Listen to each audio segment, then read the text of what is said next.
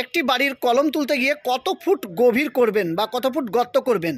তাহলে বলে রাখি, এই কথাটা কিন্তু খুব সহজ ব্যাপার নয়, কারণ আপনাকে অনেকগুলো কথা মাথায় রাখতে হয়।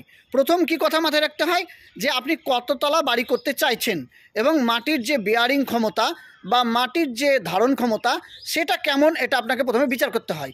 যদি দেখা যায় মাটির ধারণ ক্ষমতা ভালো, তাহলে 3.5 থেকে 4 ফুটের মধ্যে আপনি গর্ত করতে পারেন দ্বিতল বাড়ির জন্য, এবং সেটা আপনি 3 তল বাড়িও করতে পারেন, কোনো অসুবিধা হবে না। আর যদি দেখা যায় মাটির যে বেয়ারিং ক্ষমতা, মাটিগুলো কোণা থেকে ধসে পড়ছে বা মাটিগুলো আরও দেখা যাচ্ছে ক্যাপাসিটি ক্ষমতা একটু কম, তাহলে আপনাকে কিন্তু চারিদিকে প্রথমে আগে বাঁশ বা কোনো কিছু দিয়ে পাইলিং করে নিতে হবে। তারপর 5 থেকে 6 ফুট মতো কিন্তু গর্ত আপনাকে করতে হবে।